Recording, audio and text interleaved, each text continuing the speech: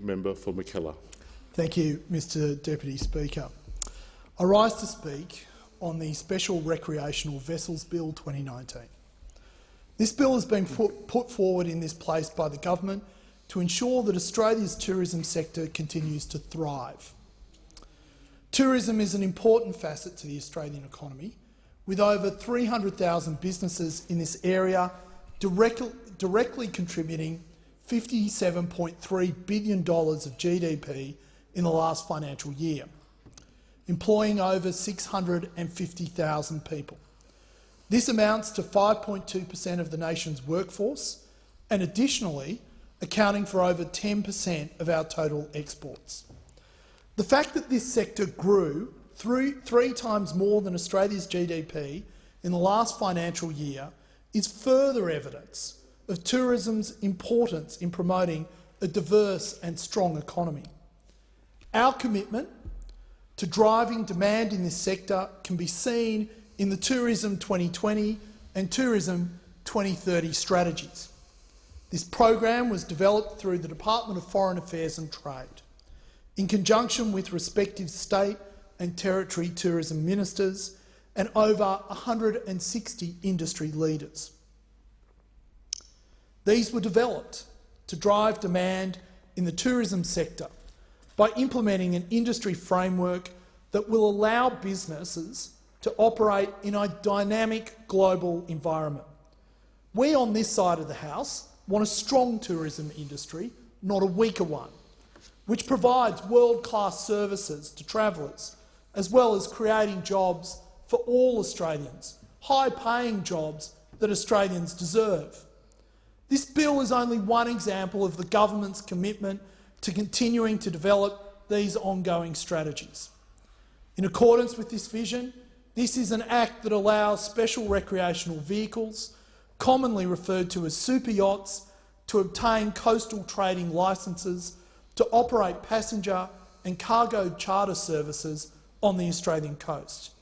There are some 5,000 of these vessels around the world. Australian-based vessels will see a huge increase in marketing exposure for chartering in Australia.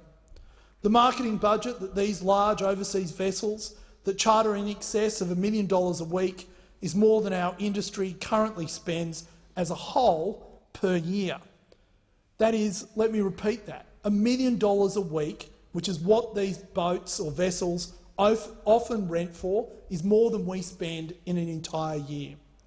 With a few of these vessels open for charter in Australia, the whole charter industry will benefit from this exposure. If this bill is passed, we will also see a huge infrastructure investment to refit maintenance yards, with hundreds of millions of dollars already being spent in recent years in preparation for this expected change. The domestic fleet will also benefit from these upgrades, while creating many jobs along the way.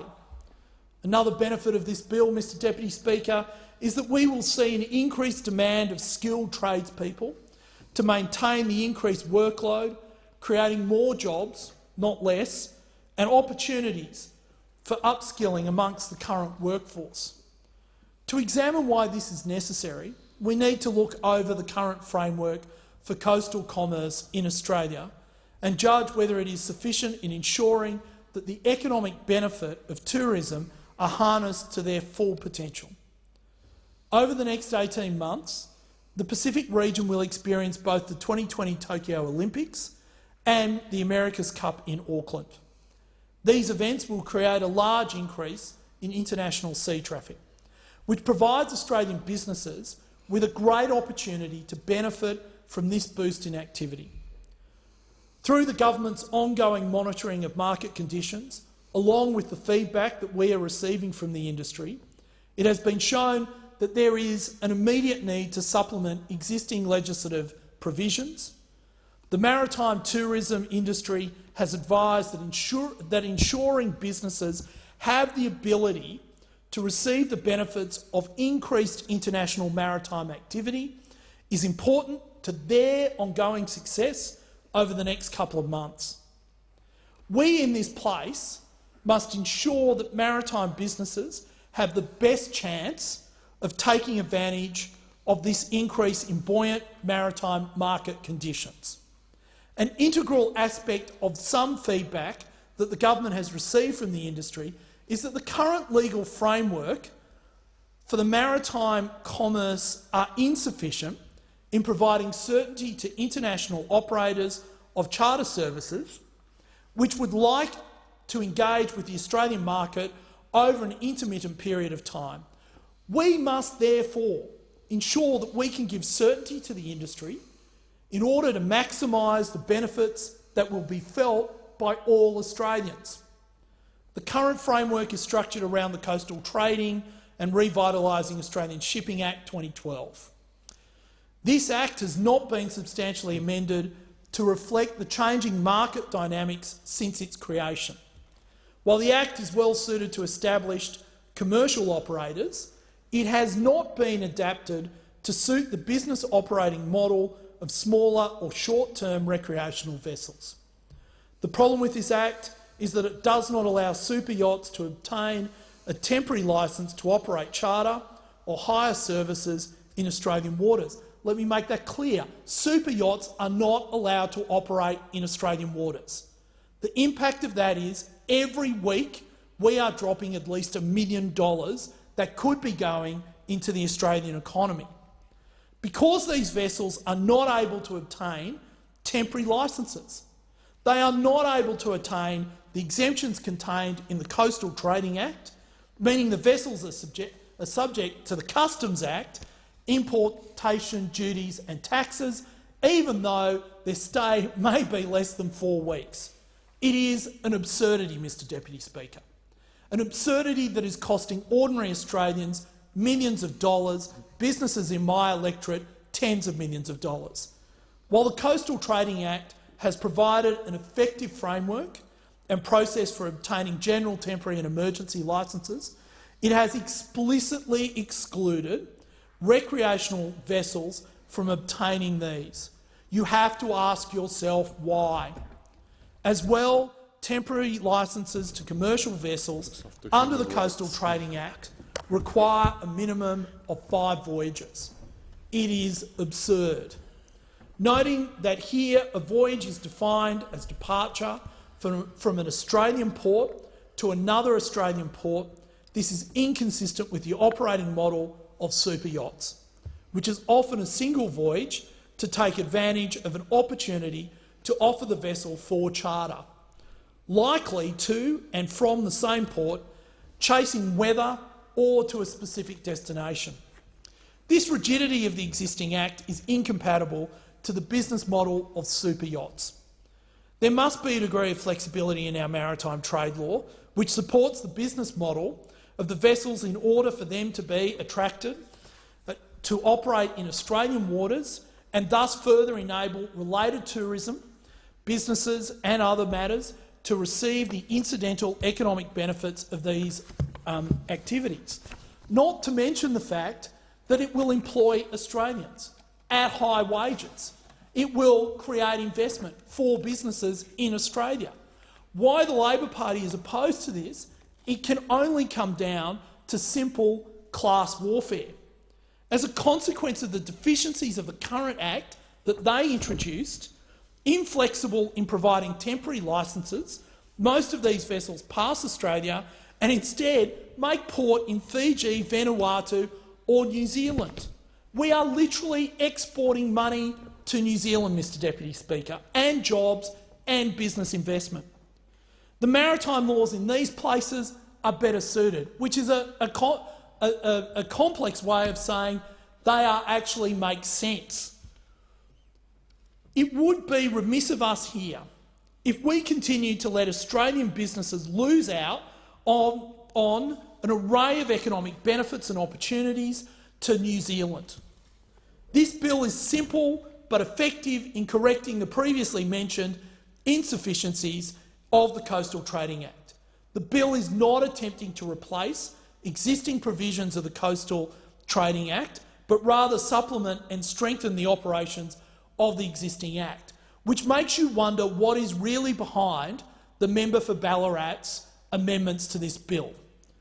This bill will enable special recreational vessels to apply for a temporary licence to carry passengers or cargo in Australian waters, alongside the current licensing process of the Coastal Trading Act. The bill will also permit owners of super yachts to submit declarations that apply in relation to international voyages, which under the current Act cannot be made by this type of vessel. The ability of general licence operators to challenge the granting of a temporary licence will still be available to them. The bill will ensure international operators are attracted to operating within our pristine waters, from up north at Cape York, down along the coast to places like Port Douglas, the Whitsundays and the Sunshine Coast. Even the Pittwater, even the Gold Coast, even Pittwater as far south of that. I mean, Nemo made it to Sydney Harbour, so I assume the super yachts can make it that far too.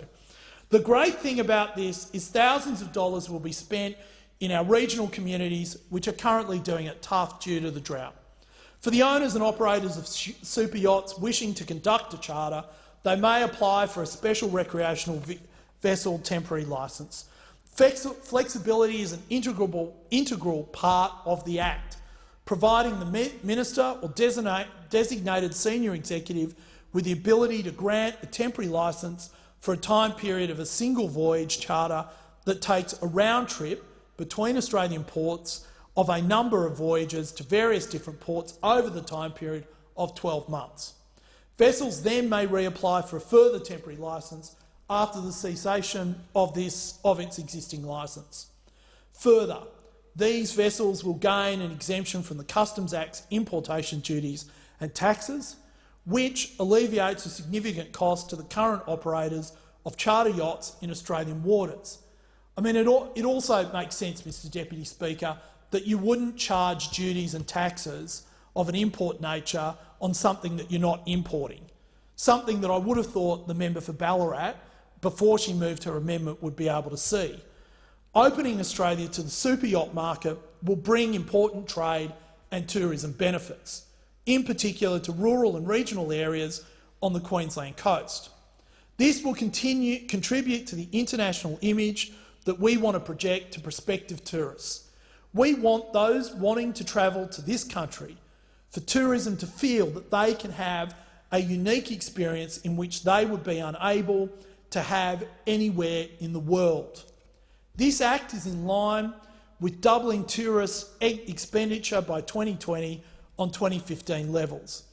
Additionally, regional communities will be able to experience the benefits of the boost in economic activity. In fact, 43 cents of every tourism dollar spent goes towards benefiting regional communities across Australia. Additionally, many small businesses in Cairns, the Whitsundays, Port Douglas, Pittwater, Sydney Harbour, Port of Melbourne, Hobart and even Perth, among others, are poised to benefit from super yacht tourism. The bill should make coming to Australia more attractive, not less attractive, for these vessels and for the people who want to sail on them, and for the associated economic benefits back to creating jobs, regional growth and economic and business investment. The economic benefits of this bill cannot be underestimated. It will unlock an additional 11,800 jobs and over $1.5 billion by 2021. Chartered vessels make up more than half of the world's super yacht fleet, and under the current regulations, we are not allowing them to operate commercially in Australia unless they are imported. It is also important to note that those who defend and pretend that the current laws that we have done good should keep in mind that the Australian fleet is now 10% of what it was before those laws were introduced. They have decimated our charter industry, they have decimated Australian shipping, and they have kept economic growth from both our regions and our cities. They have not allowed our businesses to enjoy and to promote and to utilise the expert skills that they have in this country in the super yacht and boat building sector. Looking ahead, it is important that we continue to consult stakeholders within the tourist industry, in particular maritime operators. A skill shortage is forecast and I highly recommend this bill to the House.